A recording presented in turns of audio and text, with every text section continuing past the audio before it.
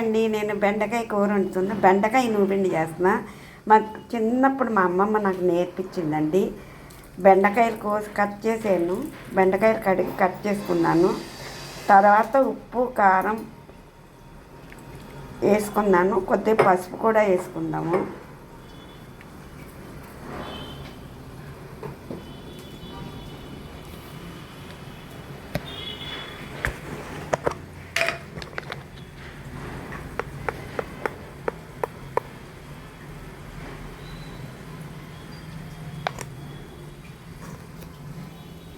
దీనిలోనే కొంచెం చింతపండు రసం వేసుకోవాలండి. ఎంతో కాదు, కొంచెం వేసుకోవాలి, మరీ ఎక్కువ వేసుకోకూడదు. చూడండి, ఒక్క చుక్క వేసుకోవాలి.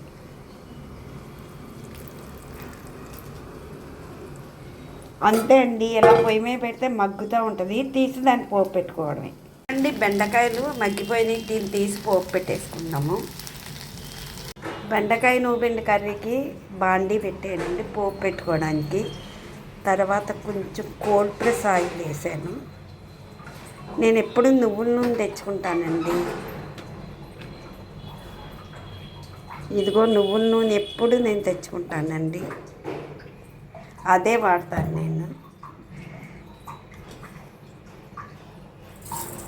ఆవాలు వేసాను, కొంచెం మినపప్పు, కొంచెం శనగపప్పు, తర్వాత జీలకర్ర, తర్వాత ఎండుమిర్చి,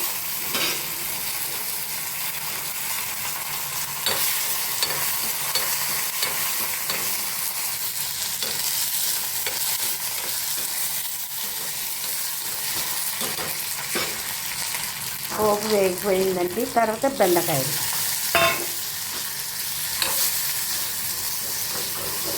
ఎక్కువ ఆయిల్ వేసుకోక్కర్లేదండి. పోపు కొంచెం ఉంటే చాలు. అంతే, అయిపోయిందండి. బెండకాయ నూనె రెడీ అండి.